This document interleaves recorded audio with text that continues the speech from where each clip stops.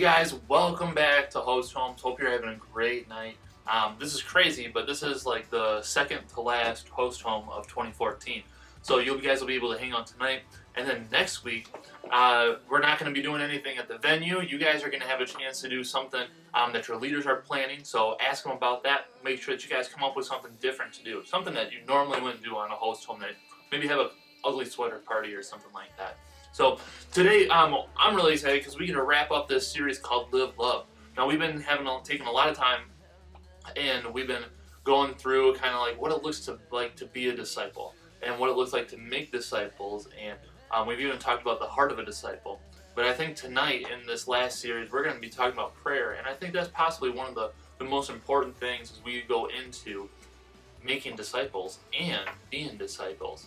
So, three things that I just quick want to touch on, and then you guys can take off and you guys can have some time in your community groups to dive into this a little bit deeper. So the first one is that just remember the power of prayer. Sometimes we can kind of forget that we actually have an opportunity to have a conversation with the creator of the universe. That's kind of crazy. And the more crazy part is that he hears us and he listens to us.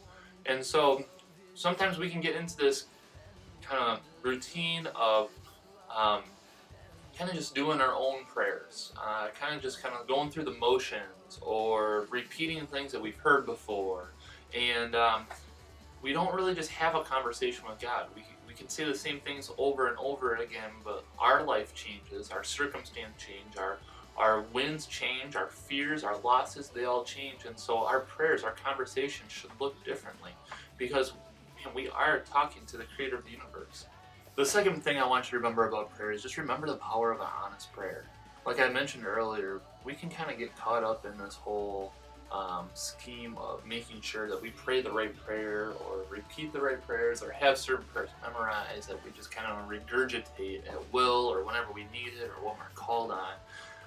But man, God knows everything about us. He knows our deepest, darkest secrets. He knows when we do something wrong, but he also celebrates when awesome things happen in our life. And so there's no sense of shame that we should have coming to the Father to be able to just share what's on our heart, to be able to share our concerns about going into a conversation that you know might be kind of a conversation that could lead somebody to Christ, or you don't know exactly what to say.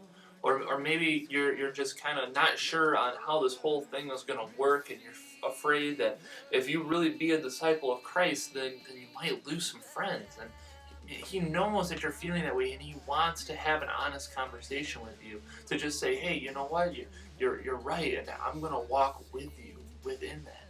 And so within those insecurities that we have, we need to know that in James, he talks about that if we lack wisdom or lack anything, we should ask, because God will give to us freely.